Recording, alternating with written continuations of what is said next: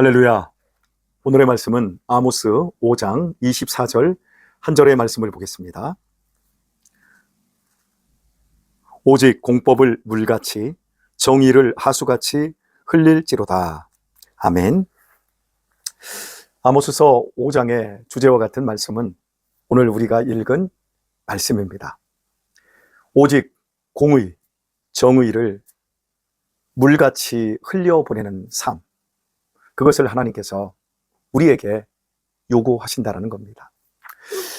현대 문명 속에서 우리는 끊임없이 세뇌를 당하고 또한 매일같이 학습을 받고 있습니다. 돈이 있으면 행복하다. 인기를 가지면 행복하다. 명예를 가지면 행복하다. 권력을 가지면 행복할 수 있다. 끊임없이 대중매체는 우리를 세뇌하고 있습니다. 그리고 이것은 날마다 학습되어 더욱더 우리의 의식세계 뒤편에 있는 큰 무의식의 세계를 계속해서 견고하게 만들어 갑니다. 그러나 많은 인생들이 인생을 살아보고 난 후에 고백하는 것은 거기에 행복이 있지 않다라는 것입니다. 행복은 그럼 어디에 있을까요? 행복은 하나님을 알고 내 자신의 중심성을 하나님의 중심성으로 바꿀 때 인간은 드디어 돈과 명예와 권력과 상관없이 행복할 수 있습니다. 예수님께서 너희가 이 어린아이 같이 자기를 낮추어야만이 하나님의 나라를 가질 수 있다. 하나님의 나라는 바로 이런 어린아이의 몫이다라고 말씀하신 이유를 깊게 생각해 보십시오. 어린아이는 돈이나 명예나 인기를 원하지 않습니다. 어린아이는 엄마를 원합니다. 엄마 품과 엄마 사랑을 원합니다. 엄마의 따뜻한 품과 엄마의 사랑과 엄마의 보호만 있다면 아이가 행복하지 않습니까? 그리고 그 보호는 반드시 모든 것을 충족시켜 줍니다.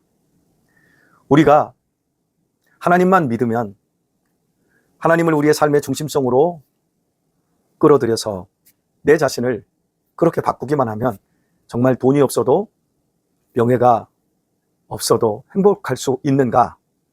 라고 하는 이 부분은 경험하기 전까지는 절대 이해할 수 없는 것입니다.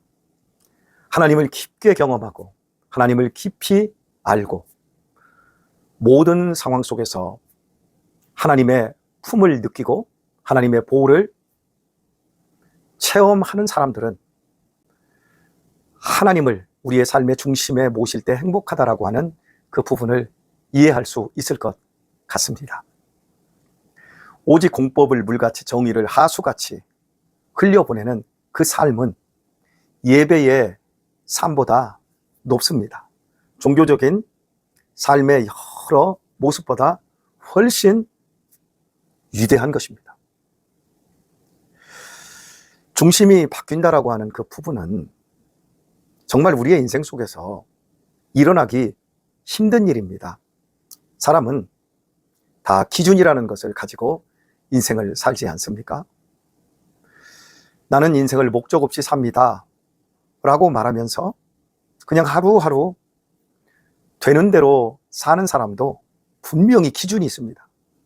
인생은 별것이 없어. 그러니 그냥 사는 거야. 그 무의미, 그 무망감, 그런 것들이 그 사람에게 기준이 되는 겁니다. 하나님께서는 공의와 정의를 우리에게 말씀해 주고 계십니다. 이것은 기준에 관한 것인데 그 기준을 과연 어디다 두어야 할까요? 그 기준은 바로 하나님이십니다. 세상에도 공의라고 하는 말이 있고요. 정의라는 말을 씁니다. 그것은 보편적인 관점에서의 인간적인 관점에서의 공의와 정의일 것입니다. 하나님의 공의와 정의는 하나님이십니다. 하나님으로부터 나오는 말씀, 하나님께로부터 지시받는 그 모든 삶의 가치, 바로 여기에서 공의와 정의를 우리는 말해야 할 것입니다. 그 삶이야말로 삶을 풍요롭게 하며 인생을 이롭게 합니다. 근자에 저는 참 좋은 논문 한 편을 읽어가고 있습니다. 저희 노예에 법을 전공하시고 한전에서 오래도록 근무하시고 정년퇴직을 하신 장로님 한 분께서 50대에 박사 논문으로 쓴 다산 정약용 선생의 토지 정책과 성경에 나오는 희년 정책을 비교 연구한 논문 한 편을 선물로 받았고 그것을 요즘 읽어나가고 있는데요. 노예 서기를 하면서 저에게 가장 힘든 일은 업무가 굉장히 많다라는 겁니다. 그런데 단순히 업무가 많아서 힘든 것보다 많은 업무들을 처리하는 과정에서 저에게 가장 중요한 독서의 시간이 굉장히 짧다라는 거예요. 노예 서기하기 전까지는 그래도 많은 독서와 또 많은 강의들을 듣는 일에 시간을 넉넉하게 사용할 수 있었습니다. 그런데 지금은 정말 책 읽기가, 강의 듣는 것이 어려워서 강의는 차량 이동 중에 대부분 듣고요. 그리고 책 읽기는 정말 짬짬이 하는데 그 시간이 너무 짧아요. 그리고 많은 일들을 하다 보니까 머리가 복잡해져서 집중력이 없어요. 그리고 책을 읽으면서 느껴지는, 또 책을 읽다가 잠깐 멈춰서서 메모도 하고 깊게 머리에 새기고 마음에도 깊게 다시 한번 녹이는 작업들을 해야 되는데 그런 여유가 없어요. 바로 그것이 저한테 가장 힘든 것 같아요. 그런데 이 논문을 지금 조금씩 읽어가는 가운데 제가 어제 읽었던 부분에 정약용 선생이 1790년에, 그러니까 29세 때더라고요, 정조 임금에게 올린 농업 부흥 그 논문을 올렸더라고요. 여기에 나오는 내용이 이겁니다. 첫 번째, 지주제가 확대되는 것에 대해 경고를 했습니다. 지주라는 것은 땅 주인이잖아요. 조선 마렵이 되면서 많은 기근도 있고 또 세도 정치들이 강해져서 그 권력자들이 일반 평민들의 농지를 또 토지를 계속해서 자기 것으로 빼앗아갑니다. 가뭄이 들었을 때 먹을 것이 없으니까 아주 비싼 가격으로 돈을 대출해주고 이자로 대출해주고 농사 지어서 갚아야 되는데 그만큼의 수출이 없으면 그 논과 밭을 다 몰수하는 이런 형태로 지주제가 더욱더 확대가 되는 겁니다. 결국 토지를 몰수당한 일반 평민들이 더 이상 우리는 소작농으로는 살 수 없다, 이래서 조선 마렵 이쪽으로 오면서 계속해서 조그만 밀란들이 전국에서 불일 듯 일어나기 시작하다가 그것이 동학, 농민, 혁명으로까지 나아가게 되며 조선이라는 나라가 이제 그 막을 고하게 되는 대로 결과되어지게 되었습니다. 바로 정약용 선생이 이것을 지적을 했습니다. 정약용은 천주교회에서 세례를 받았습니다. 자기의 형제들이 모두 우리나라에 천주교 전례되어질 때 그 부분을 학문적으로 받아들였고 그리고 그것을 연구하고 성경을 가장 먼저 받았던 인물 중에 하나. 그래서 우리나라의 어떤 실학 사상 속에 성경적인 사상을 제일 먼저 접목시켰던 위대한 선각자라고 할 수 있을 것 같습니다. 그래서 땅은 이건 인류에게 준 신의 선물이다. 그리고 이것은 모두가 균등하게 사용해야 된다라고 하는 그런 희년 정신, 성경 정신을 정약용이 이미 가지고 있었더라고요. 그리고 정약용이 또 이런 얘기를 했습니다. 도량령이 통일되어야 합니다. 정조 임금에게 이 도량령이라고 하는 건 저울을 말하거든요. 우리가 계속해서 뭐 얼마 전까지 썼던 것이 한 대, 두 대, 세 대, 또 그렇게 해서 더 큰 것이 한 말, 두 말 사용되는 말이 있었지 않습니까? 제 어린 시절에도 그 말을 썼어요. 그래서 시장에 가면 쌀이나 콩이나 이런 것들을 사오거나 팔 때 이걸로 이제 계산을 했었는데요. 이런 말이 나오더라고요. 서울말과 지방말이 다르고 관말과 저자말이 다르고 마을과 마을들마다 다 말이 다르다. 그래서 조선 천지에 말이 수천 개이다. 이렇게 되어지면 속이기가 쉬워서 농사가 어려워진다. 이런 표현을 썼어요. 저는 이것을 경험했습니다. 어린 시절에. 왜냐하면 제 어머니께서 가지신 말과 그 이웃집에 있는 말이 있는데 담아보면 담기는 양이 다릅니다. 똑같은 한 말인데 다릅니다. 당시에 조선에 각 마을마다 관에서 사용하는 말의 도량령이 다르고 저자에서 사용하는 말의 도량령이 다르고 이게 기준이 중구난방이니 우리가 아는 것처럼 조선이라는 나라가 결국 싸움 한번 해보지 않고 일본이라는 나라에 그냥 송두리째 먹혀버렸던 이유가 바로 이런 부분에서 나오지 않았나 싶습니다. 그 시대의 정신이 잘못되면 공정한 것이 없어지는 겁니다. 정의와 공의가 사라질 수밖에 없는 거죠. 정약용은 그걸 알았던 겁니다. 그리고 또 세 번째로 이런 이야기를 정약용 선생이 했더라고요. 담배 피우는 것과 차 마시는 것을 규제하여야 합니다. 임금에게 지금 올린 논문으로 올린 상소예요. 담배 피우는 것 그리고 차 마시는 것을 규제하여야 합니다. 여러분, 담배 피우는 것은 규제하여야 맞지요. 담배는 굉장히 해로우니까요. 그런데 정약용이 그 뒤에 그 상소문의 그 뒷부분에서 설명하기를 이런 설명을 하고 있습니다. 근세 의원으로서 장계빈이라는 사람은 담배를 좋은 약이라 하여 많이 장려한다. 그리고 담배는 담을 다스리고 장기를 예방하며 속을 따숩게 하고 기생충도 죽이는 효과가 약보다 낫다고, 보다 담배가 훨씬 낫다라는 겁니다. 여러분, 굉장히 이상하지 않습니까?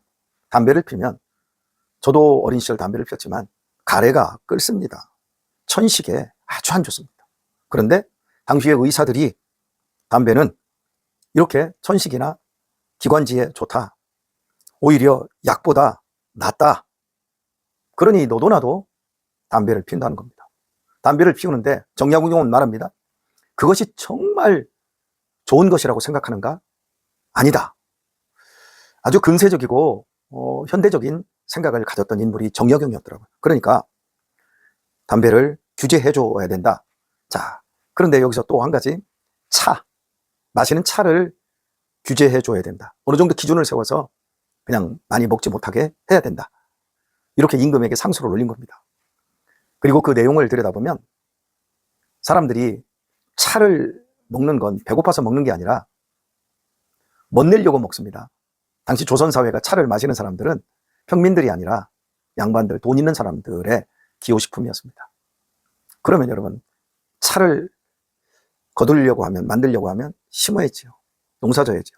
농사 짓는 땅들을 양반, 또 돈 있는 사람들의 기호식품을 위해서 그걸 농사를 지으려다 보면 일반 토지에서 벼농사를 짓고 보리농사를 짓던 곳들을 모두 차밭으로 다 바꿔버립니다. 그래서 전국에 차밭과 담배밭이 엄청나게 많이 늘어나서 먹고 살기도 힘들어 죽겠는데 농민들의 그 농지에서 정말 중요한 농사는 짓지 않고 이렇게 사람을 더 해롭게 하는 담배나 또 차농사를 짓는 거예요. 여러분, 담배 농사를 누가 짓게 하겠습니까? 지주들, 돈 많이 가진 사람들이 더 많은 이익을 위해서, 돈벌이를 위해서 그렇게 농사를 바꾸는 거잖아요. 이러다 보니까 조선의 그 전국의 농토가 대부분 차와 담배밭으로 바뀌어지는 것, 이걸 근절시키지 않으면 조선이라는 나라가 위태해진다라는 이야기를 하고 있는 겁니다. 참, 이 논문을 읽어가면서 참 많은 생각을 했습니다. 당시에 정약용은 정조임금의 총애를 받던 사람이었습니다. 뛰어난 신동이었고 22세 그 약권의 나이에 과거에 급제하고 자신의 인생에 명예와 권력, 온갖 쾌락을 다 누릴 수 있는 사람이었는데 이 사람은 평생 75세에 죽을 때까지 18년 동안 귀양을 갔어야 됐고 마지막에 이제 고향 땅에서 많은 후학들에게 좋은 책들을, 이런 논문들을 남겨서 그 시대를 일깨웠던 사람이었습니다. 당시 조선은 매우 어두웠습니다. 사람들이 정말 미개했습니다. 그리고 있는 자들, 돈 있는 자들, 권력 있는 자들은 똘똘 뭉쳐서 더 많은 토지를 몰수하고 더 많은 재물을 위해서 세도가들과 결탁해서 정말 자기들이 원하는 행복, 이런 것들을 만들어가고 있었습니다. 그런데 정약용은 공법을 물같이, 정의를 하수같이 흘릴 줄 아는 지혜가 있었습니다. 바로 그 지혜는 하나님의 말씀이었습니다. 오늘 우리들이 현대를 살아가면서 어떻게 살아야 할까요? 세상의 기준에 따라 행복은 이런 것이다, 쾌락에 있다, 행복은 명예에 있다, 행복은 인기에 있다, 행복은 돈에 있다, 이걸 의식적으로든지 무의식적으로든지 동의하고 따라가며 날마다 세뇌당하고 학습되며 인생을 살아야 할까요? 아니면 하나님의 말씀 안에서 하나님의 정의와 하나님의 공의를 바라보며 나 아닌 다른 사람들의 눈물과 애환, 나의 부요함을 나누고 내려놓고 함께 행복하게 살 수 있는 그런 자리로 우리가 내려가야 할까요? 그냥 나 혼자 껄껄대며 행복합니다 라고 웃는 기독교인이 되어야 할까요? 아니면 나는 울 일이 없지만 우리 주변에 애통하고 고통하는 사람들을 바라보며 함께 울어주는 그런 사람으로, 그들도 살 수 있는, 그들도 웃을 수 있는 이런 아름다움을 추구하며 살아야 할까요? 사랑하는 성도 여러분, 기준은 세상의 돈과 권력, 명예에 있는 것이 아니라 기준은 하나님의 말씀에 있고 그 말씀에서 기준이 나와야 되고 우리의 삶이 열매를 맺어가야 합니다. 오늘 여수에서 하나님의 말씀을 함께 상고했습니다. 정약용의 논문을 생각하면서 하나님의 말씀을 결론 내었습니다. 공법을 물같이, 정의를 하수같이, 다시요, 공의를 물같이, 정의를 하수같이, 그 공법과 그 정의는 하나님의 공법이자 정의라는 기준을 다시 한번 생각하는 하루로 오늘 이 시대를 살아가는 여러분의 삶 속에서도 이렇게 열매 맺어지는 은혜가 있기를 예수님의 이름으로 축원드립니다.